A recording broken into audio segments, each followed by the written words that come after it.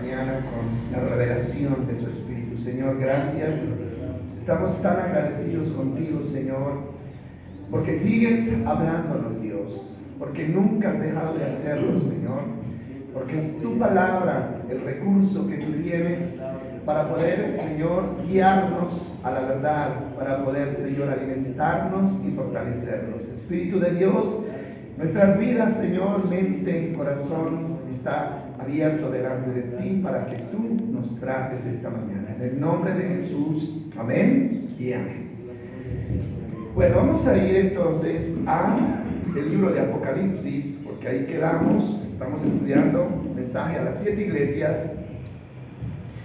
Capítulo 3, versículo 5, por favor. Apocalipsis capítulo 3, versículo 5. Estamos estudiando el mensaje a la iglesia de Sardis, ¿no? El mensaje a la iglesia de Sardis, ya habíamos mirado. El mensaje inicial es: tú tienes fama de que estás viva, le dice a la iglesia, pero realmente estás muerta, ¿no? Entonces esta es la iglesia muerta, una iglesia muerta. Y quedamos hoy de estudiar lo del versículo 5 y vamos a leer lo que dice: todos los que salgan vencedores serán vestidos de blanco, nunca borraré su nombre del libro de la vida, sino que anunciaré delante de mi Padre y de sus ángeles que ellos me pertenecen. Bueno, el asunto aquí es: no borraré sus nombres del libro de la vida. Bueno, vamos a mirar otro texto ahí mismo en Apocalipsis, en el capítulo 20. Apocalipsis capítulo 20, versículo 11. Ahí vamos a mirar sobre otros libros, ¿no? Leámoslo para que ustedes se den cuenta de una verdad muy interesante. Dice: y vi un gran trono blanco. ¿Aquí estamos? Eso. Y vi un gran trono blanco y al que estaba sentado en él. Eso está diciéndolo Juan, ¿no? Dice: la tierra y el cielo huyeron de su presencia, pero no encontraron ni lugar donde esconderse. Vi a los muertos, tanto grandes como pequeños, de pie delante del trono de Dios. Miren lo que dice: los libros fueron abiertos, entre ellos el libro de la vida. Bueno, quiero que miremos algo aquí, es que además del libro de la vida, Dios maneja otros libros. No dice cuántos, pero dice que estaba el libro de la vida y habían otros libros que fueron abiertos. Y dice: a los muertos se les juzgó de acuerdo a las cosas que habían hecho según lo que estaba escrito en estos libros. Bueno, dejémoslo hasta ahí. Este y otros pasajes muestran que Dios maneja libros para llevar un registro tanto de los que han sido salvos como de las obras que cada uno realiza durante su vida, sea buena o sea mala. ¿Usted se puede imaginar eso? ¿Usted se imaginaba eso? ¿Alguna vez se puso a pensar que todas sus acciones están siendo anotadas en los libros que Dios tiene? Bueno, hay gente que cree que lo que hace, eso se olvida, ¿no? Lo podemos olvidar nosotros, pero Dios no lo olvida. ¿Por qué? Porque lo registra. ¿Cómo lo hace?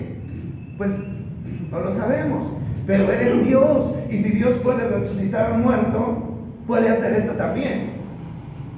Ahora, esto también lo dice el apóstol Pablo en la segunda carta a los Corintios, capítulo 5, versículo 10.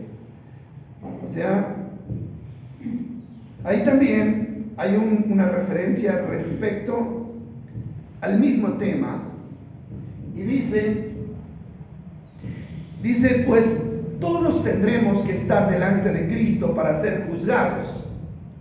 Cada uno de nosotros recibirá lo que merezca por lo bueno o malo que haya hecho mientras estaba en este cuerpo terrenal. Ahora, de todas maneras, lo que va a suceder ahí es un juicio. Y todos los juicios se basan sobre pruebas, ¿no? Ningún juicio puede hacerse si no hay pruebas. Entonces, el juicio que Dios va a hacer, las pruebas sobre las cuales Dios va a basar el juicio, van a ser lo que está escrito en los libros respecto de cada uno de nosotros. Bueno, entonces, el versículo 15 de Apocalipsis, volvamos de nuevo, bueno, pues nos toca manejar así la Biblia rápidamente. Apocalipsis 3:15, mire lo que dice.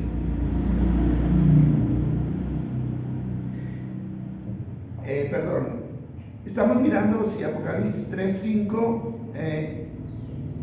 versículo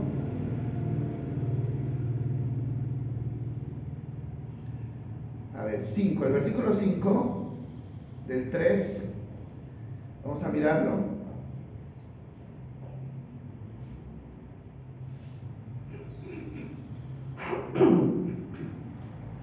Bueno, listo, entonces aquí lo que está diciendo, el 15 del 20, quiero que miremos ese texto. El versículo 15 del capítulo 20, mire lo que dice. ¿Qué dice? Si no pueden leer, ¿verdad? Y todo el que no tenía su nombre registrado en el libro de la vida fue lanzado ¿a dónde? Al lago de fuego. Listo, esta es una verdad que no podemos desconocer. Está escrita.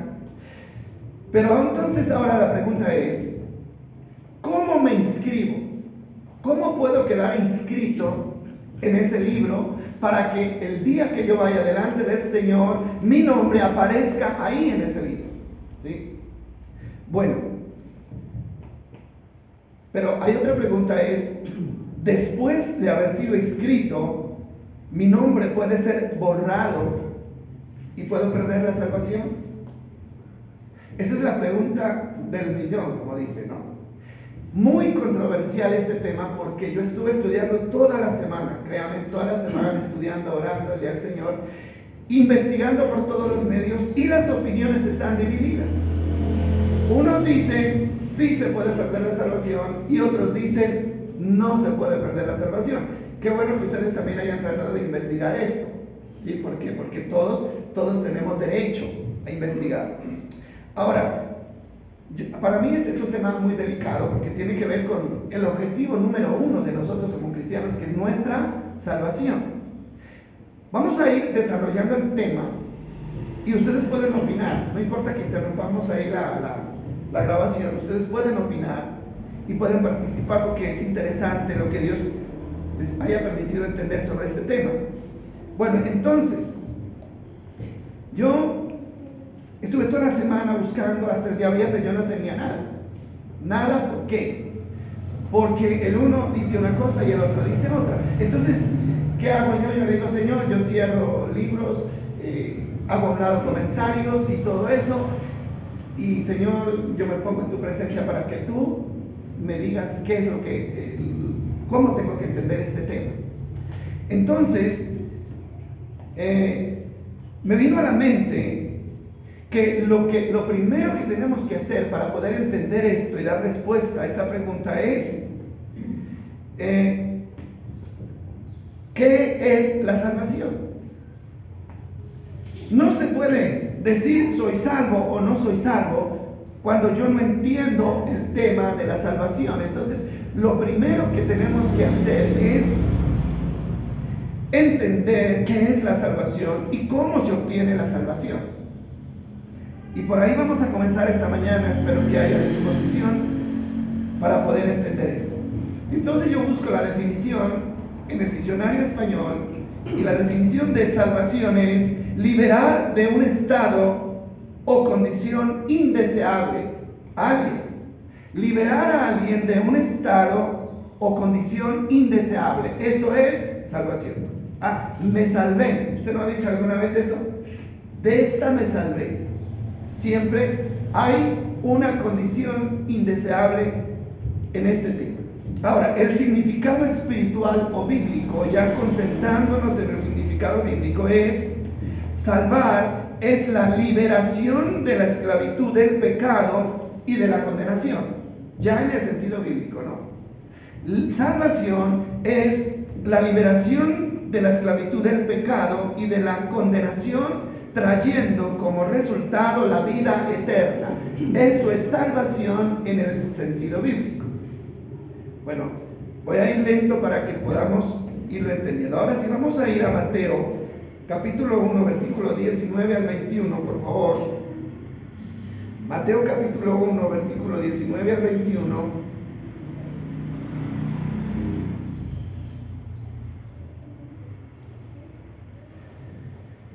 ¿Qué dice?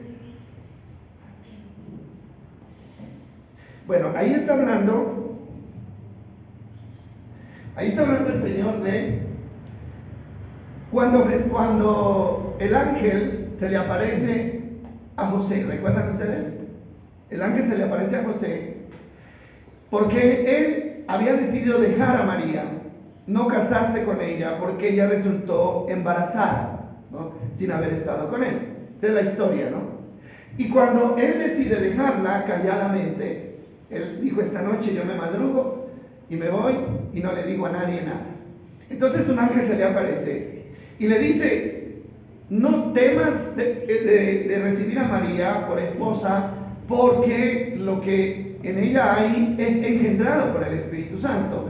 Y en el versículo 21, vamos a leer el versículo 21, ¿me cuadras esto, por favor? El versículo 21 dice que le pondrá, que el nombre que debe ponerle José al niño es Jesús. Ahí está, ¿no? Y tendrás un hijo y lo llamarás Jesús. ¿Por qué? ¿Por qué? Porque él salvará al pueblo de su pecado. Ahora, gracias.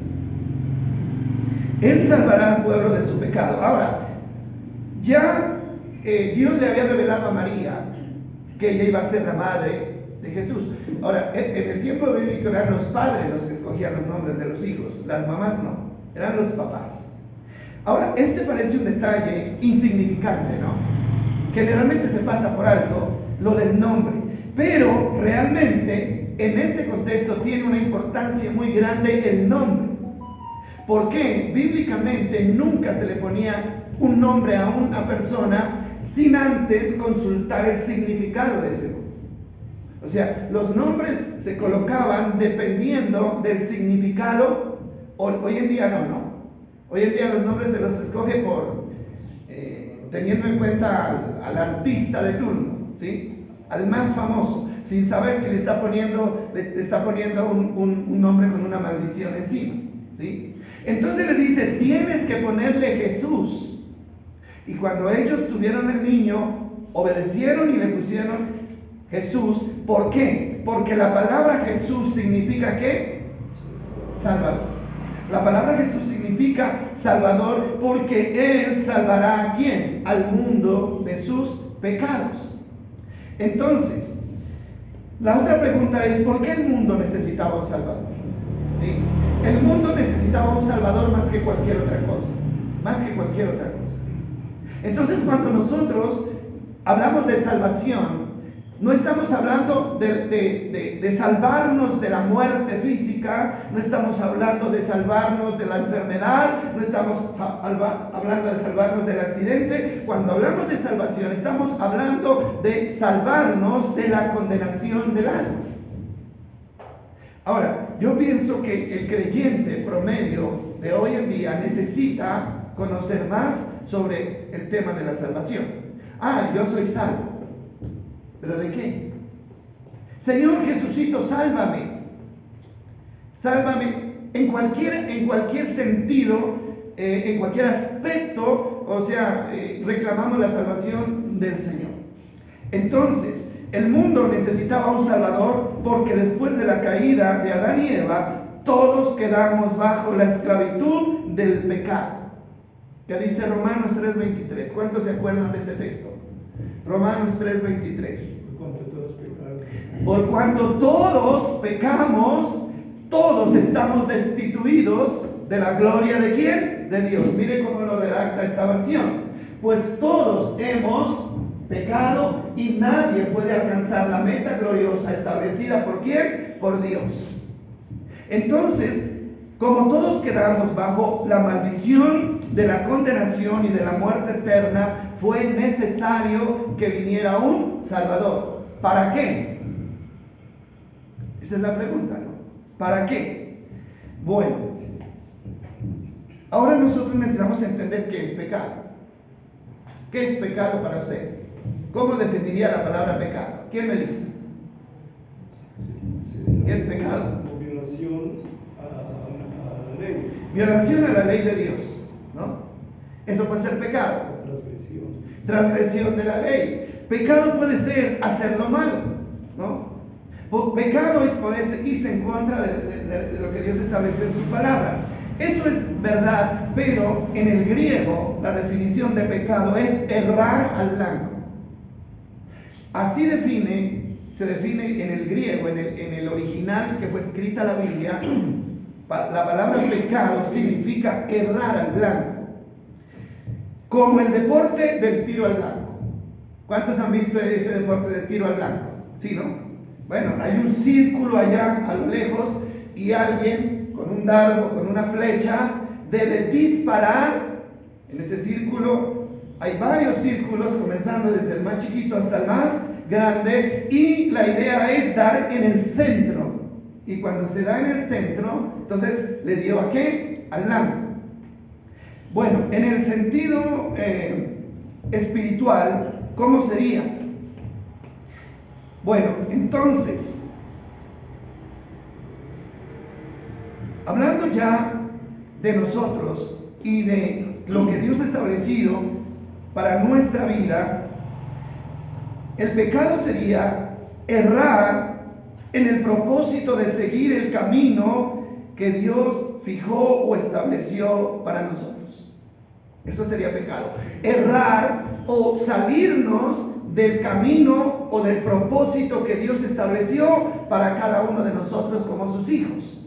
Eso sería pecado, porque estamos errando. O sea, Dios dijo, bueno, les voy a trazar un camino y ustedes deben seguir este camino y no pueden separarse ni a la izquierda ni a la derecha. Y cuando yo me desvío a la izquierda o a la derecha, entonces dejo de seguir el blanco que Dios ha establecido y ahí estoy cometiendo pecado. En Deuteronomio capítulo 5, versículo 32, o sea, Jesús le habló al pueblo de Israel cuando lo sacó de Egipto. Deuteronomio capítulo 5, versículo 32, y dice: así que Moisés dijo al pueblo: asegúrense de obedecer todos los mandatos del Señor su Dios y de seguir sus instrucciones al pie ¿de qué? De la letra. La Reina Valera dice: no pueden desviarse ni a la derecha ni a la izquierda, tienen que seguir la dirección establecida. En el momento en que se deja de seguir la dirección establecida, entonces se comienza a cometer pecado. Por eso es tan importante, mire, por eso es tan importante conocer la palabra. Cuando una persona no conoce la palabra, no sabe si está haciendo lo bueno o está haciendo lo malo. ¿Cómo sabe usted si está cometiendo pecado o no? Si la gente no conoce la palabra. Pues es por la palabra que yo sé realmente por el camino en el que voy. Bueno, entonces, para poder salvarnos, esto quiero que lo escuchen bien, lo analicen. Para poder salvarnos de la condenación, el Señor primero tuvo que salvarnos del pecado. ¿Estamos de acuerdo? Para poder salvarnos de la condenación, Dios primero tuvo que salvarnos del pecado. ¿Sí? Miren ustedes cómo es el asunto. Entonces, yo no puedo decir que tengo salvación cuando no he sido liberado del pecado. No puedo. O sea, es imposible decir eso. Para poder salvarnos de la condenación, primero tuvo que salvarnos del pecado. Romanos 6:23, ¿qué dice? ¿Ah? Vamos a leerlo en esta versión. Romanos 6:23. Pues la paga que deja el pecado es la muerte, pero el regalo que Dios da es la vida eterna por medio de ¿quién? De Jesucristo nuestro Señor. Muerte y vida. La muerte la trae el pecado, la vida la trae ¿quién? Jesucristo. Él es el único que puede traer vida. Ahora, salvación y liberación del pecado son dos conceptos que no se pueden separar. Piensen en esto. Salvación y liberación del pecado son dos conceptos que no se pueden separar. Son dos conceptos que van juntos porque el uno depende del otro. Cristo nos libera del pecado de dos formas. De dos formas nos libera Cristo del pecado. Primero, nos liberó pagando por nuestro pecado. Esa es una de las maneras. Nos libera pagando por nuestro pecado. 1 Corintios 7:23. 1 Corintios 7:23. ¿Qué dice? Primero de Corintios 7:23 dice, ¿sí? ¿La tenemos? Dice, Dios pagó un alto precio por ustedes, así que no se dejen esclavizar por el mundo.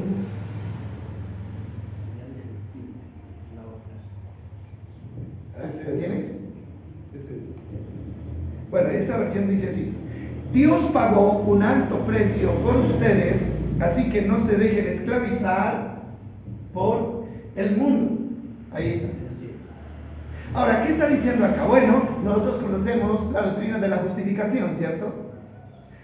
Jesús no tenía pecado. Y Él se echó encima todos nuestros pecados, todos nuestros pecados. Él se culpó de todos nuestros pecados. Esa es la realidad. Dice Isaías que Él fue molido por nuestros pecados, que Él fue herido por nuestros pecados y que el precio de nuestra paz fue sobre Él, dice. Entonces, inicialmente, Jesús nos libera del pecado echándose encima los pecados de nosotros. El apóstol Pablo dice que Él se hizo maldición por nosotros. Él se echó encima de Él la maldición que era nuestra. Y en segundo lugar, Dios nos libera del pecado perdonándonos cuando le hayamos desobedecido. Son dos actos diferentes. Mire, lo ponemos de esta manera. Cuando una persona se convierte a Cristo, el día que esa persona cree en Cristo Jesús, esa persona es libre del pecado que ha cometido durante toda su vida. ¿Sí estamos de acuerdo con eso, cierto? Listo, yo recibo a Cristo, le pido perdón, soy una nueva criatura. El Señor dice que Él me ve como si nunca hubiera pecado. Pero resulta que puede ser que a partir de ahí yo cometa otros pecados. Siendo creyente, siendo salvo, puede ser que yo cometa otros pecados. ¿Qué hace el Señor Jesucristo? Él sigue perdonando nuestros pecados, ya de manera individual. Eso lo dice 1 Juan 1:9. Ustedes lo conocen perfectamente. 1 Juan 1:9, que dice: pero si confesamos nuestros pecados a Dios, Él es fiel y justo para perdonarnos nuestros pecados y limpiarnos ¿de qué dice? De toda maldad. Y el 2 dice: hijitos, si alguno hubiere pecado, abogado tenemos para con el Padre, a Jesucristo el justo, y la sangre de Jesucristo nos limpia de todo pecado. ¿Eso qué significa? Significa que además de haberse echado nuestros pecados encima, sigue perdonando los pecados que cometamos siempre y cuando ¿qué? Los confesemos. Pero si no los confesamos es porque no los reconocemos. Si no los reconocemos y los confesamos, entonces nunca tendremos perdón de nuestros pecados. Bueno, vamos, este no es un tema fácil de entender. Y yo espero que me estén siguiendo. Entonces, vamos a seguir un poco más adelante. Hasta aquí entendemos que la salvación o la condenación están relacionadas directamente con el pecado. Cuando a usted le hablan de salvación, inmediatamente eso lo relaciona con el pecado, ¿no? Entonces miremos esto. Si no hubiera habido pecado en el mundo, tampoco hubiera habido condenación, ¿cierto que no? Bueno, si Adán y Eva no hubieran pecado, entonces no habría habido condenación ni muerte eterna.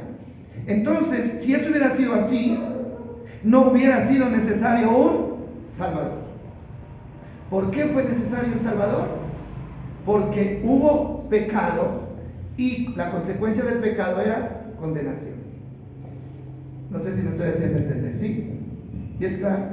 Entonces, la salvación está directamente relacionada con el problema del pecado. Ahora, esto es lo que tenemos que entender con más claridad. El problema es que las personas separan estas dos figuras, las separan. Separan la salvación del pecado. ¿Cómo? Soy salvo por creer aunque siga pecando. Soy salvo por creer aunque siga pecando. Ahí es lo más duro de la controversia, porque es que una persona no puede decir que ha creído cuando sigue pecando. Es que es la clave. O sea, no puede decir yo creí pero me condené. No, nunca creyó. Sí, o sea, ese es el desenlace del asunto.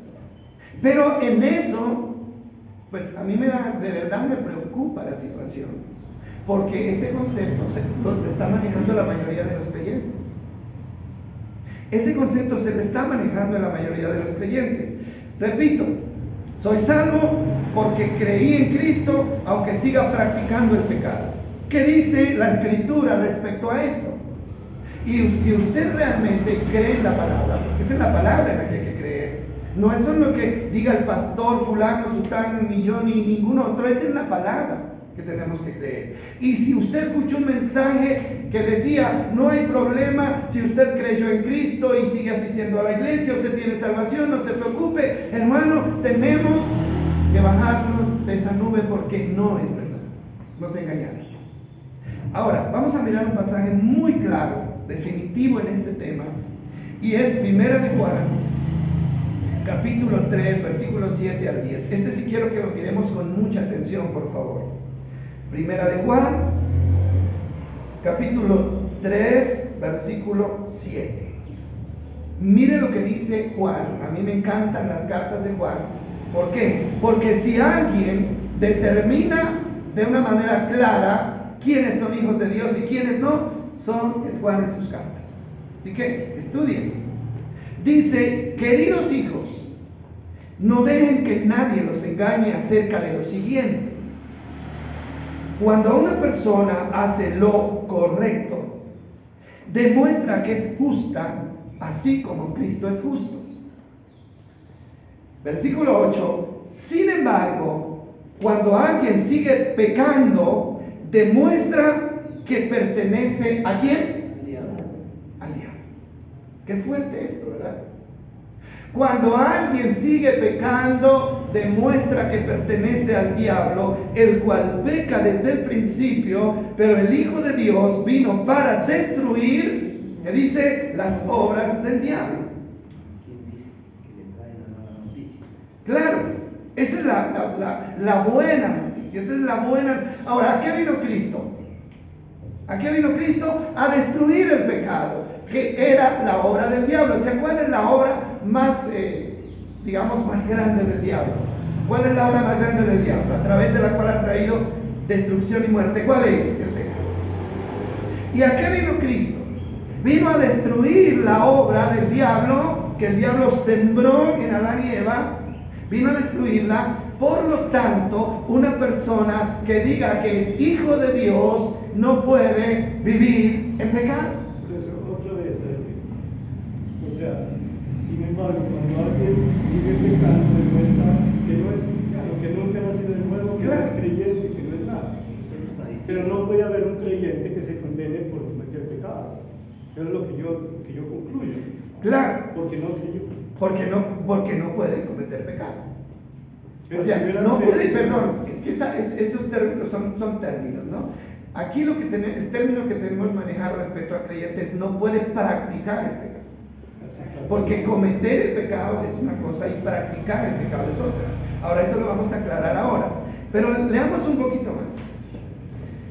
Dice el versículo, bueno, leamos todo y luego nos devolvemos para desmenuzar bien. El versículo 8 dice, el 9, los que han nacido en la familia de Dios no se caracterizan por practicar el pecado, porque la vida de Dios está en ellos, así que no pueden seguir pecando porque son hijos de Dios. Y mira lo que dice el 10, sí se puede identificar quién es salvo y quién no es salvo aquí en la tierra, porque alguien dice, eso nadie lo sabe, eso cuando estemos en la presencia de Dios, ese día vamos a saber quién es salvo y quién no es salvo. Aquí dice que aquí se puede identificar. Ahora, pero déjenme decirles una cosa. Antes de identificar si el vecino es salvo o no, si la mujer es salva o no, si el marido es salvo o no, primero tenemos que identificarlo nosotros mismos. ¿Será que yo soy salvo o no soy salvo?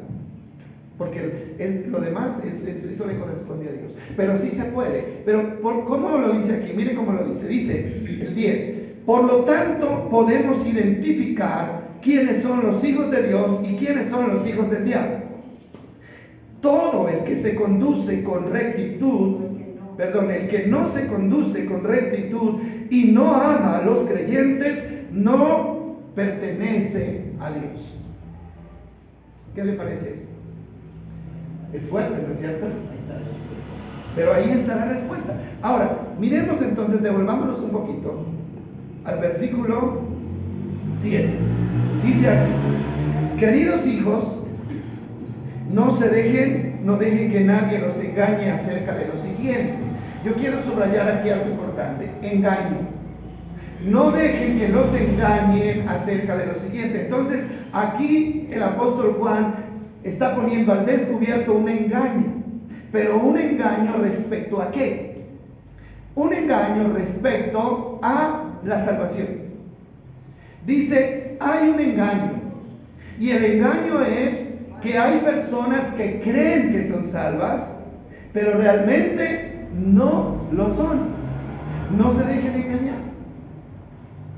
Y entonces él da algunas pautas para poder entender quiénes sí son y quiénes no son. Y la primera pauta que da aquí es la siguiente. Dice, cuando una persona hace lo correcto, demuestra que es justa, así como Cristo es justo. Ahora, característica de una persona que ha sido salva, ¿cuál es? Es correcta. ¿Y qué significa la palabra correcta? ¿Qué significa? Legal, honesta, ¿no? Que no hace fraude. Eso es ser correcto, y lo acompaña por la palabra que dice es justa. Nosotros estamos estudiando la armadura de Dios los 10 viernes, y el otro viernes estudiamos la parte de la justicia, ¿no? Dice, pónganse la coraza de justicia. Esta es parte de la armadura. Yo investigaba y la coraza era una parte de la armadura de los soldados que cubría de aquí, del estómago, de la cintura, hasta aquí, al cuello. Los cubría totalmente, ¿no? Era una especie de chaleco, a veces los hacían de metal, imagínese usted. O era un material totalmente resistente que no permitía que la flecha o la espada penetrara. Y esa coraza les resguardaba los órganos vitales, como es el corazón. Entonces, la palabra justicia, o sea, porque la coraza está comparada con la justicia. La justicia es lo más parecido a la perfección. Y en la Biblia la palabra justicia aparece 558 veces. Miren lo importante que es la justicia, ¿sí? 558 veces aparece. Ahora, ¿cómo entendemos? Nosotros habíamos definido la palabra justicia justicia es darle a cada uno lo que le corresponde. Pero hay un poquito más. ¿Y sabe cómo nosotros definíamos esa palabra justicia? Con un ejemplo, ¿no? Justo es el que hace lo que se compromete a hacer. Ese es justo. Hacer lo que nos hemos comprometido a hacer, eso es justo. Y yo les ponía este ejemplo. Si un empleado va a pedir trabajo, ¿no? Y el empleador le dice, sí, yo le doy trabajo y le pago tanto, pero usted tiene que hacer esto, esto y esto y esto. Le da una lista de lo que tiene que hacer y cómo lo tiene que hacer. Generalmente será eso, ¿verdad? Entonces, ¿qué dice el trabajador? Listo, me comprometo. Sí, yo me comprometo porque soy capaz de hacer lo que usted me dice. Entonces, ¿qué es lo justo? Que este trabajador haga exactamente lo que se comprometió a hacer. Porque si hace menos de lo que se comprometió, ya es injusto. Y si hace más de lo que se comprometió, también es injusto. ¿Qué significa la palabra justo? Significa completo. Usted lo puede mirar en un vaso, ¿no? Un vaso de agua está justo, dice, ¿no? Justico, dice. Que está al ras. Y podríamos mirarlo del otro lado. Entonces, el patrón le dice al trabajador, le dice, yo le voy a pagar tanto si usted me hace lo que yo le pido.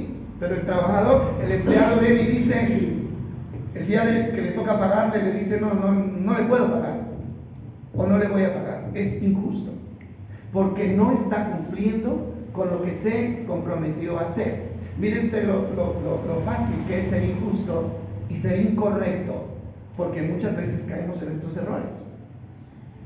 El trabajador se compromete a hacer un trabajo y después hace trampa, hace chancuco, hace las cosas mal y espera que le vaya bien. Esto es pecado. ¿Por qué? Porque está errando al blanco, ¿sí? En el compromiso matrimonial, ¿no? Ahí nomás. Me comprometo, no, y jura y se compromete ante el pastor, ante Dios en el altar, a hacer esto, a ser fiel, a tratar bien a la esposa, en la enfermedad, en la salud, y después no lo hace. A veces fallan los dos, a veces falla el uno, a veces falla el otro. Eso es injusto. ¿Por qué? Porque se comprometió. Nadie le puso una pistola para llevarlo al altar o para llevarlo al trabajo. Él voluntariamente se comprometió y Dios espera que seamos justos en cumplir con nuestras obligaciones. No, pero después lo justificamos de cualquier manera. Ese como el otro no hace las cosas, entonces yo tampoco las hago. ¿Sabe que eso no vale delante de Dios? ¿Por qué? Porque nadie va a dar cuenta delante de Dios por otro. Nadie va a dar cuenta delante de Dios. Ahora, y miremoslo entonces en el compromiso con Dios. Cuando usted aceptó a Cristo, ¿cómo lo aceptó? Lo aceptó como Salvador, pero también lo aceptó como Señor de su vida. ¿Y qué significa aceptar a Cristo como el Señor? Significa que Él va a mandar en mi vida. Señor, yo me entrego a usted, le voy a obedecer, lo voy a respetar, lo voy a honrar, y a cambio usted me va a dar ¿qué? Mi salvación. ¿Sí? Y todo lo que le pedimos a diario, ¿no? La salvación, la comida, la salud, la protección. Entonces, mire, ¿qué es justo? Justo es que usted y yo nos cumplamos lo que le comprometimos, lo que le prometimos a Dios. Eso es justo. Pero a cambio de la salvación, ¿no? Pues entregarse a Dios, o sea, por haber creído, eso es el resultado de la salvación. Porque la Biblia dice, el que no cree en el Hijo de Dios, dice, no tiene salvación. Ahora, creer es una acción.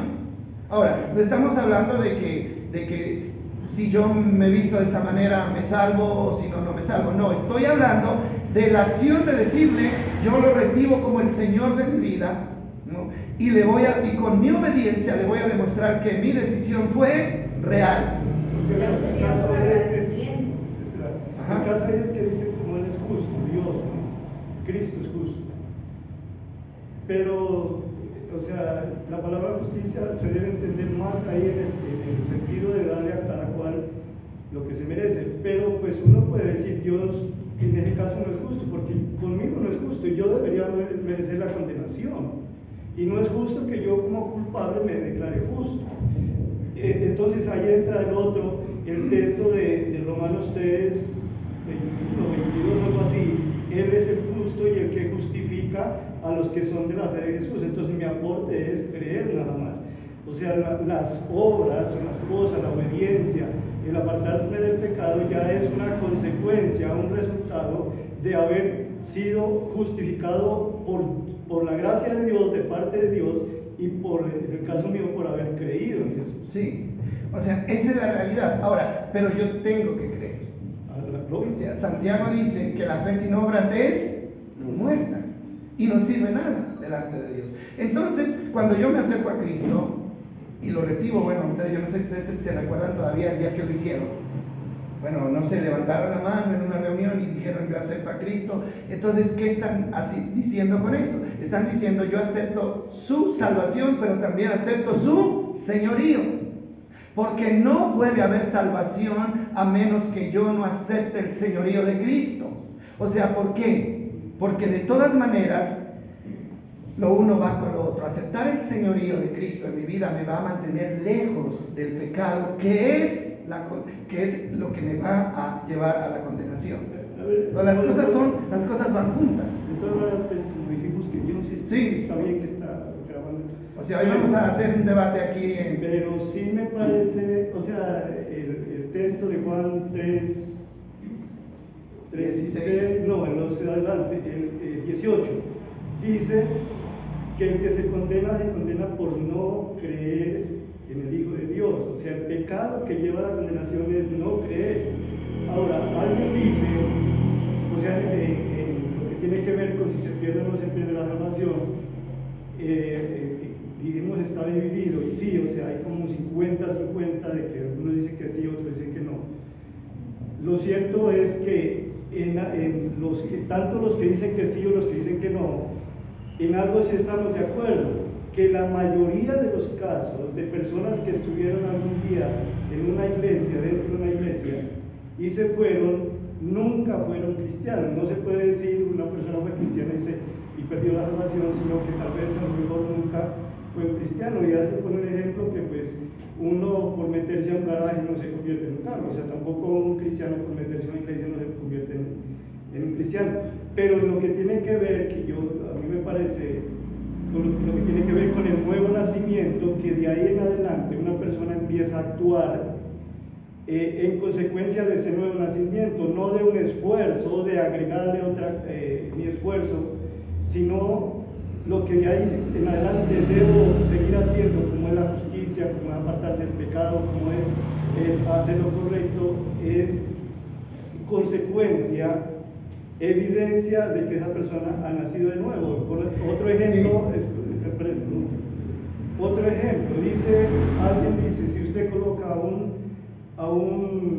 bueno, en una jaula, lo que sea, un loro, digamos, un canario, y un buitre, lo conocemos nosotros como un gallinazo aquí, y dentro ahí coloca, en un recipiente coloca un pedazo de carroña, una carne en descomposición, y en otro coloca un poco de alpiste o de maíz, y coloca estas dos aves, y dice, por lógica, el buitre va a irse al pedazo de carne y el loro, el otro pajarito, se va a ir al alpiste. Entonces uno dice, ¿cómo hacer para que el gallinazo se incline por el alpiste y el loro se vaya por el pedazo de carne? Bueno, eso lo vamos a mirar un poquito más adelante, que lo tengo aquí en el tema. Ahora, pero yo concluyo esta parte, ¿no? Porque a mí nadie me va a convencer de que una persona que ha sido salva tiene que obedecer lo que Dios dice en su palabra. Pero si no, la consecuencia. Por eso, consecuencia. Esa es la consecuencia, pero se tiene que dar. O sea, ¿por qué? Porque lo que se demuestra, como se demuestra la salvación, es por las obras. Es por las obras. Entonces, bueno, sigamos un poco más adelante y vamos a a ver si, yo sé que más adelante vamos a tener claridad sobre esto, porque aquí tengo el punto, pero estamos leyendo Primera de Juan, ¿no?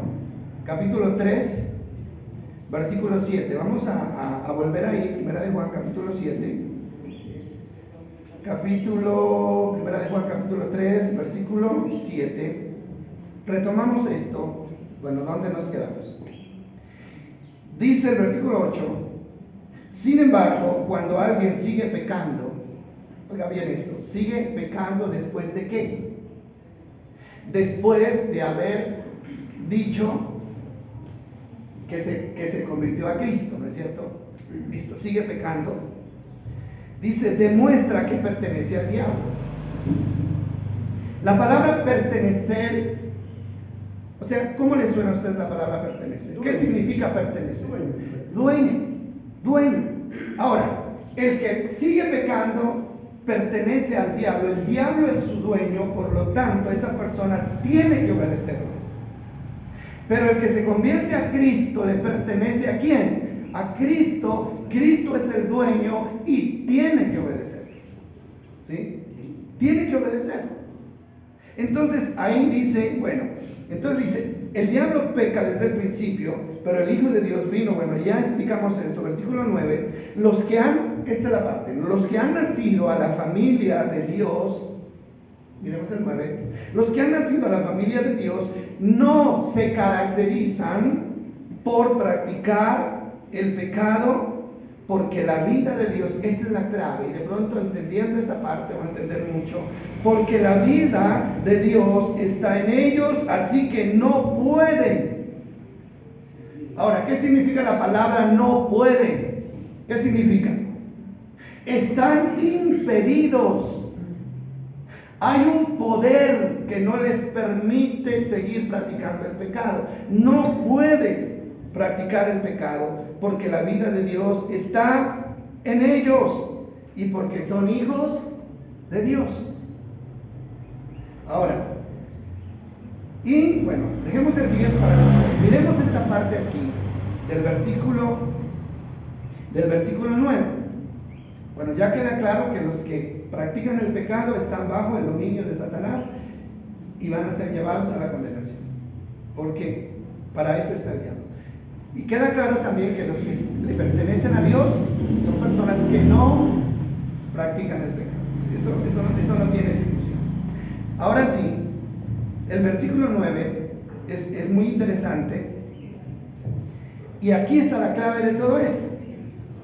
Los que han sido salvados no se caracterizan por practicar el pecado, porque la vida de Dios está en ellos. Esta parte es muy clave. La vida de Dios está en ellos. ¿A qué se refiere cuando dice la vida de Dios está en ellos? Se refiere que al creer sinceramente en Cristo, el Espíritu Santo viene a vivir en nosotros. Tenemos a Dios mismo en nosotros. Por eso es imposible que se viva practicando el pecado. Es lo que dice acá. Ahora, y eso lo podemos ver claramente en Romanos 8, 1 y 2. Romanos 8, 1 y 2. Pues, aunque estos temas nos sacudan un poquito, pero hay que tocarlos, hermano, porque no podemos seguir a tientas por este mundo. Romanos capítulo 8, versículo 1 y 2. Bien conocido el texto, dice así. Dice, por lo tanto, ya no hay condenación para los que pertenecen a Cristo Jesús. Para los que se han entregado y el Señor es el dueño y lo están demostrando con la obediencia a sus mandamientos. Dice, porque ustedes, dice el 2, porque ustedes, o sea, ¿quiénes?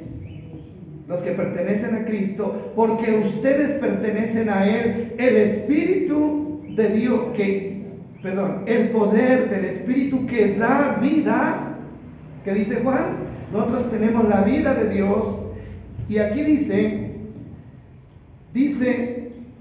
el poder poder del Espíritu que da vida los ha libertado del poder del pecado que lleva ¿a dónde?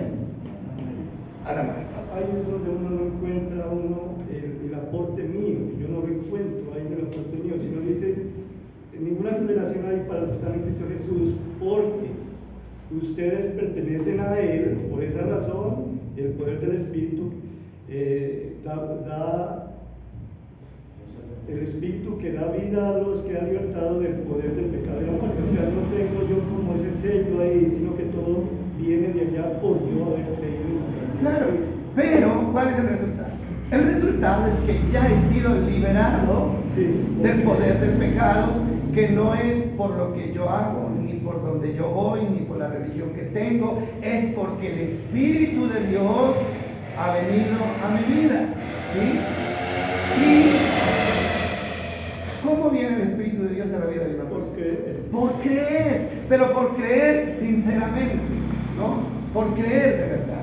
Entonces mire usted lo que pasa aquí, ¿no? Entonces,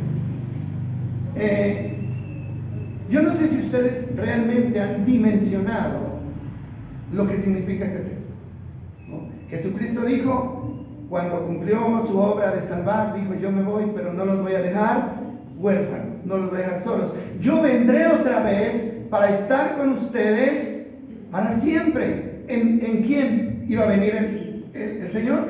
En el Espíritu Santo.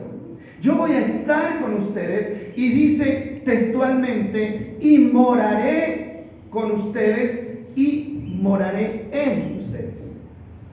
Ahora, ¿qué les decía? No sé si nosotros hemos dimensionado, o sea, la profundidad de esto.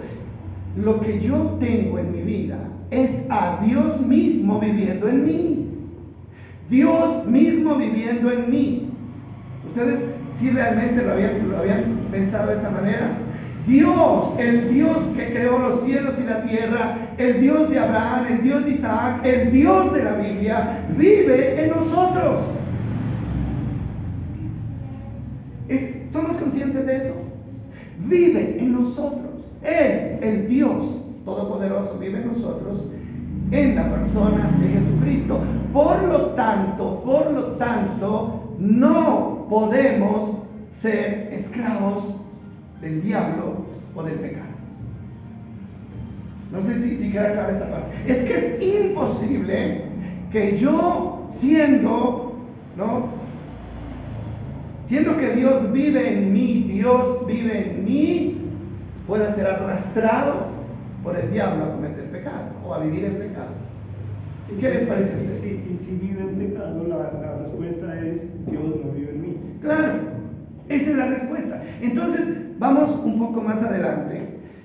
Y dice, bueno, si Él vive en nosotros, no podemos seguir pecando. Eso es lo que dice Primera de Juan. Dice, los que pertenecen a la familia de Dios no pueden, así de sencillo, no pueden seguir pecando o seguir practicando el pecado. ¿Por qué? Porque, dice, Dios vive en ellos, ¿no?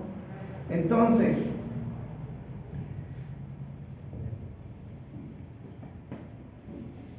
¿se puede identificar quién es salvo y quién no es salvo? Sí se puede. ¿Cómo se puede? Bueno, aquí vamos a ir por lo que hacen.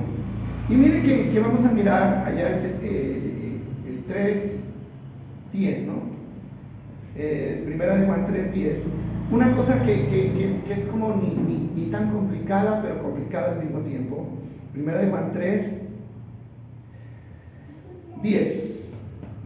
Miren, aquí debería hacer una lista de los ladrones, de los secuestradores, de los violadores, ¿no? De todos ellos. Dice, por lo tanto, podemos identificar quiénes son hijos de Dios y quiénes son hijos del diablo.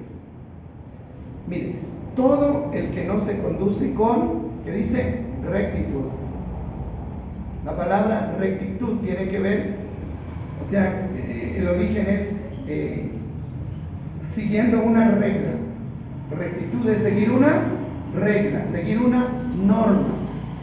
O sea, listo, hay un trazo por aquí y yo tengo que seguir esa regla, esa norma, ¿no? Entonces, lo que Juan está diciendo, los que no se conducen por la regla, por la norma que Dios ha establecido, porque Dios es el que establece lo que es bueno. Dios es el que establece lo que es bueno. Entonces dice, y no ama a los creyentes. ¿Qué le parece a usted? ¿Por qué esa añadidura ahí? Por lo que dice Juan. Dice, el que no ama a su hermano permanece en muerte y no ha conocido a Dios. ¿Por qué? Porque una de las obras más distintivas para identificar que alguien es salvo es que ama a su prójimo, es que ama a sus hermanos, sobre todo a sus hermanos, porque eso es lo que dice Pablo, ¿no? Dice sobre todo a los de la familia de la fe. Hermano, y si nosotros miramos la práctica, seamos honestos con eso. ¿Nos amamos entre hermanos? Hermano, hemos llegado a un estado de indiferencia total entre nosotros como hermanos. El amor de nosotros se limita a un saludo, y eso que a veces ni el saludo se lo quiere dar. ¿No le parece? ¿Usted no se ha encontrado con gente que se hace el que no lo ve? ¿Sí se ha encontrado con gente así que se hace el que no lo ve? Y es hermano. Y van a la misma, o sea, y tienen la misma religión, digamos así. Entonces, hermano, mire cómo es. Ahora, el amor es lo que identifica al verdadero Hijo de Dios. El amor. Ahora, ¿por qué? Porque cuando hay amor, o sea, Dios es amor, ¿cierto? Dios es amor. Y Dios está en nosotros. Y si Dios está en nosotros, pues debe haber amor. Y cuando hay amor, el amor no nos deja hacerle daño a nadie. El amor es el que nos impide hacerle daño al esposo, a la esposa, al hijo, ¿no es cierto? Al vecino. Es el amor el que nos... Ahora, ¿y por qué no hay amor en el corazón? ¿Por qué no hay amor? Porque lamentablemente Dios no está ahí. Dios no está ahí. Y eso debe sacudirnos a nosotros. Porque para eso está la palabra, para sacudirnos. En estos días yo hablaba con alguien, ¿no? Que estaba muy preocupado por, yo no sé por qué cosa, ¿no? Ahí en la calle. Porque le pidieron un local de un negocio. Y preocupadísimo, ¿no es cierto? Porque se tenía que mover y que aquí estaba yo bien. Y aquí, bueno, todo eso que dice, ¿no? Entonces le digo yo, pues pienso, ¿no? Le digo, pues, pero usted, ¿por qué se preocupa? Mire, lo que usted tiene no se lo alcanza a gastar así viviera 100 años. No se lo alcanza a gastar, porque usted tiene mucho, ¿sí? Entonces, ¿por qué se preocupa? Sí, ¿no? Es que sí, la avaricia, ¿no? Es que la avaricia es mala. La avaricia es mala. Somos conscientes de que la avaricia es mala, pero seguimos allí en la avaricia. Hay gente, hermano, que trabaja y sigue trabajando y ni siquiera sabe para qué es que trabaja, porque sabe que lo que tiene ya no se lo va a poder gastar, ¿sí? Ya no se lo va a poder gastar. Entonces yo le decía, mire, por eso dice Juan, si alguien tiene algo que compartir con su hermano, si tiene para compartir con su hermano, ve que su hermano está en necesidad, pero cierra contra él su corazón y no comparte con su hermano, ¿cómo morará el amor de Dios en esa persona? Y cuando Juan dice, ¿cómo morará el amor de Dios en esa persona? Lo podemos traducir a lo siguiente: ¿morará Cristo, que es amor, en esa persona? No. Y lo que nos identifica a nosotros, la sociedad de hoy en día, es eso, es la avaricia, es querer amontonar sin saber para qué es que estamos amontonando. Cuando hay alguien al lado nuestro que está con hambre, pero no le damos. No, ¿por qué? Es que esto es lo mío, es que a mí nadie me regaló, es que a mí nadie me dio, es que esto, ¿no? Esto es algo que yo hice con mis propias manos. Pero la verdad no es esa. ¿Sabe cuál es la verdad? La verdad es que no hay amor en nuestro corazón. ¿Qué dice que es el Espíritu? ¿El Espíritu qué es? ¿Qué produce el Espíritu? Amor. La indiferencia frente al dolor, frente a la necesidad del otro, quien quiera que sea, es una muestra de que no hay amor. Ahora, ya vamos terminando acá esta parte, porque esto da para mucho. Dice, entonces, no es, o sea, la muestra, la prueba, no es por la religión que tiene, sino por lo que hace. O sea, así, esa es la manera de identificar. Ama a los hermanos y hace lo recto. Es posible cometer un pecado, ¿no? Y esto como que trae un poquito de tranquilidad a nuestra vida. Por eso tenemos que entenderlo. Es posible cometer un pecado.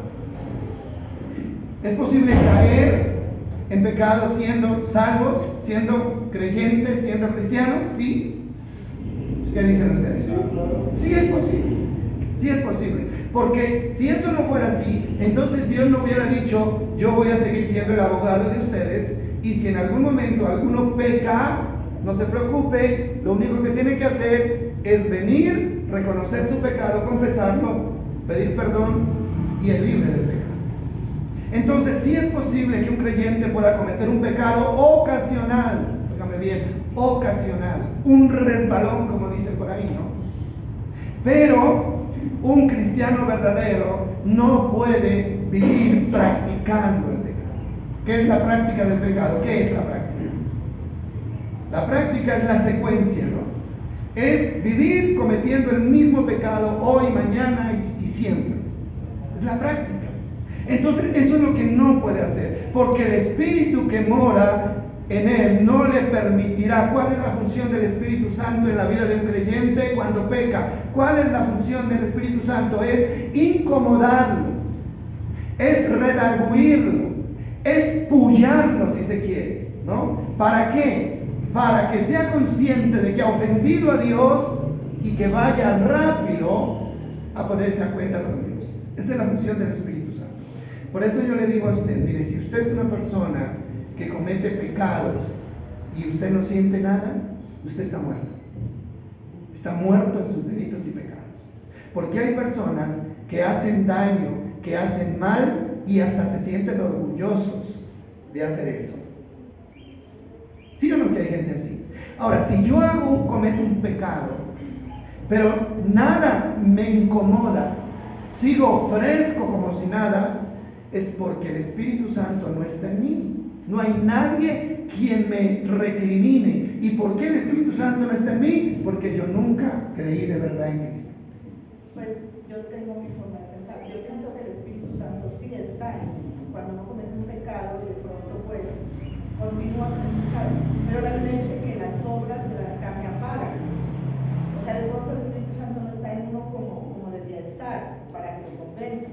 Porque, o sea, el que dice, el que hace morir en nosotros las obras de la carne es el Espíritu.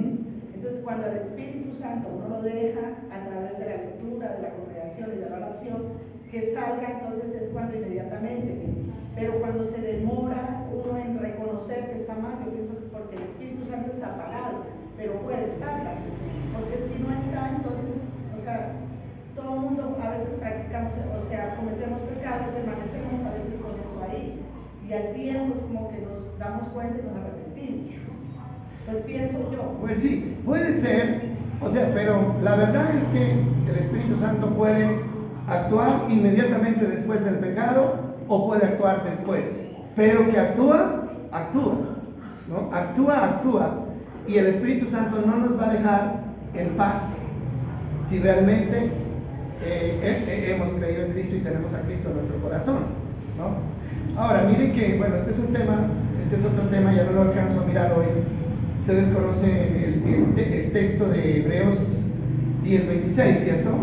No lo vamos a estudiar, esto lo dejamos para el domingo, que dice, porque si pecamos voluntariamente, después de haber recibido el conocimiento de la verdad, ya no queda más sacrificio por el pecado, sino una horrenda expectación de horror de fuego que ha de devorar a los adversarios.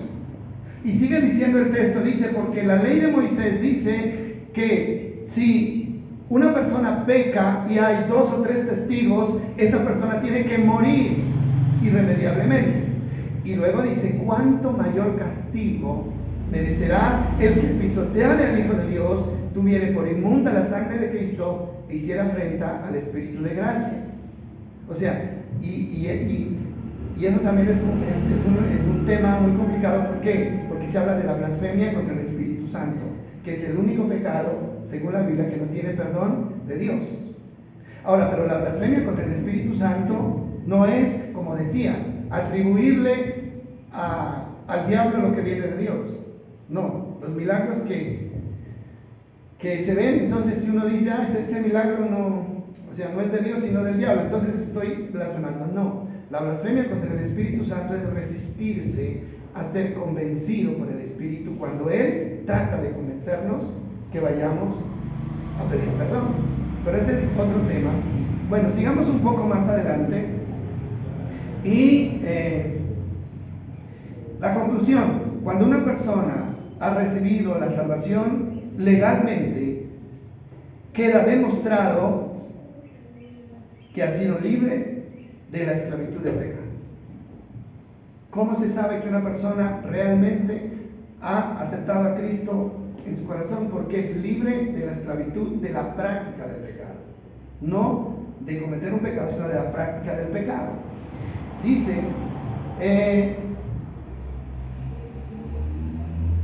entonces, la pregunta que hacíamos es, ¿se puede perder la salvación? No. La salvación no se puede perder siempre y cuando la hayamos recibido.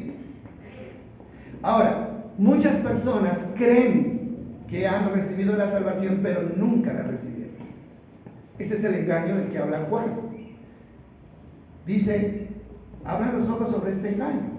Hay mucha gente que cree que es salva, pero realmente no es salva. Por eso dice, para que determine quién es salvo y quién no es salvo. Entonces aquí están las características. Entonces, si la salvación fue genuina, si el deseo fue genuino, nunca se la puede perder. Y la Biblia dice, 7 veces cae el justo, pero ¿cuántas se levanta? 7 veces. O sea, ¿qué quiere decir? Yo puedo cometer pecado, pero yo tengo que ir a pedir perdón por ese pecado. Y esa es la dinámica en la que debemos vivir nosotros los creyentes. No dejarnos coger el tiempo del pecado. No, yo sé que estoy haciendo mal, pero es que no puedo corregir esto porque es que no me conviene. ¿No? Es que no me conviene. No se puede, porque ahí estamos haciendo afrenta al Espíritu Santo. Cuando usted sienta que hizo algo malo, arrepiéntase y luche por apartarse de eso. ¿Por qué? Porque es Dios el que se lo está diciendo, no es el pastor, porque hay gente que cree que es el pastor, ¿no? El que lo está incomodando. No, es la palabra de Dios, es Dios a través de su palabra. Entonces, si una persona realmente, la conversión de una persona ha sido falsa, queda demostrado con una vida de práctica del pecado. Una persona puede haber asistido 20 años a la iglesia, puede ser fiel, hasta puede ser pastor, pero si no se ha liberado de la práctica del pecado, la persona nunca realmente recibió la salvación. O sea, en conclusión, bueno, yo lo voy a dar a título personal, sigo pensando esto. La obediencia para mí no es un complemento para recibir la salvación, sino una consecuencia de haber recibido la salvación.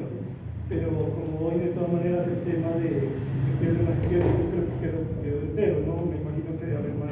No, sí, hay mucho más que decir sobre este tema, ¿no? Pero el texto precisamente que dices de Hebreos 10, pues da a entender de que se pierde la salvación.